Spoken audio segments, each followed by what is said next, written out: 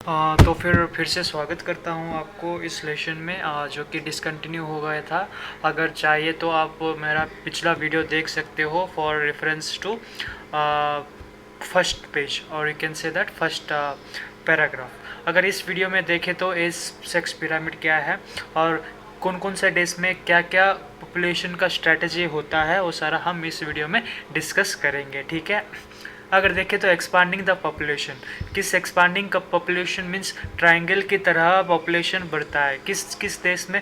Nigeria, Bangladesh, Mexico has triangular shaped pyramid. इसका मतलब है पॉपुलेशन पिरामिड जो है वो ट्रायंगुलर शेप्ड में है। कौन कौन सा देश में? Nigeria, Bangladesh and Mexico. उसके बाद कांस्टेंट पॉपुलेशन किसे बोलते हैं? कांस्टेंट पॉपुलेशन इसे बोलते हैं कि जिसका एज में और जिसका पिरामिड शेप बेल शेप्ड और ट्रैप टूवर्ड्स द टॉप इस प्रकार होता है, मीन्स इस प्रकार होता है। तो फिर female as well as male का स्ट्रैटेजी और पिरामिड उसको क्या बोलते हैं? कांस्टेंट पॉपुलेशन, जिसका इंक्रीज नहीं होता है birth rate and death rate या फिर माइग्रेशन। उसके बाद वो फिक्स्ड रहता है, मीन्स कांस्टेंट रहता है, उसको क्या क्या बोलते हैं? Constant population. एग्जांपल है ऑस्ट्रेलिया। डिक्लेनिंग इन द पॉपुलेशन, अगर देखें तो डिक्लेन इन द पॉपुलेशन किस देश में होता है? स्पेशली इन जापान में, ठीक है। जापान में डिक्लेनिंग पॉपुलेशन मीन्स ट्राइंगल का रिवर्स भी हो जाता है, मीन्स इस तरह हो जाता है, ठीक है।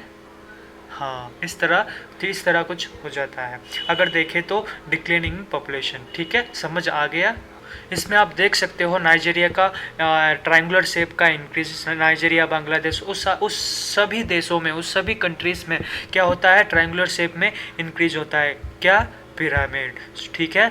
Means boys and girls, females and males में एक्सपांडिंग ऑफ पॉपुलेशन, जो कि डेमोग्राफी ईयर 2009 एंड 2010 से लिया गया है, ठीक है। समझ आ गया?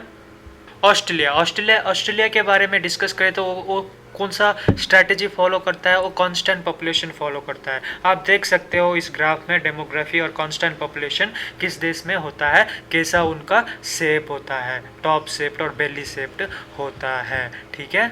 अगर जापान के बारे में डिस्कस करें तो क्या होगा? वो डिक्लेनिंग इन द पॉपुलेशन, जो कि डिक्लेनिंग द पॉपुलेशन जो कि बुक से लिया गया है, जिसका पॉपुलेशन में बहुत ज़्यादा डिक्लेन होता है, क्योंकि हिरोशिमा नागासाकी जो इंसिडेंट हुआ था उससे थोड़ा कुछ इफेक्ट हो गया था उस लैंड मास और लैंड फॉर्म, इसीलिए उनका पॉपुलेशन थोड़ा कुछ डिप्लेशन या फिर डिक्लेनिंग पॉपुलेशन भी कहते हैं।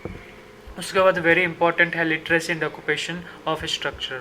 इसका मतलब है कि लिटरेसी क्या है इंडिया रेट का, और लिटरेसी का रेट और अवेलेबिलिटी क्या होता है, उनका विल पावर एंड इंडिया में किस एज ग्रुप में और किस एज ग्रुप से ज़्यादा लिटरेट होते हैं, वो सारा हम इस वीडियो में देख चुके हैं। और ऑक्यूपेशन स्ट्रक्चर भी उसी प्रकार होते हैं, एज ग्रुप 15 से लेकर 59 तक। Mainly primary activities, tertiary activities follow करते हैं रूरल एंड अर्बन एरियाज़ में। अगर रूरल एरियाज़ में खाली प्राइमरी एक्टिविटीज़ का फॉलो करते हैं, बराबर अर्बन एरियाज़ में क्या है? नॉन प्राइमरी एक्टिविटी, जो कि सेकेंडरी एक्टिविटी मैन्युफैक्चरिंग का प्रोसेस होता है, ठीक है। समझ आ गया आपको? अगर देखें तो एक फ्लो चार्ट आपको दिखाऊंगा ताकि आपको understand each and every topic का ईजिली एक्सप्लेनेशन हो सकता है।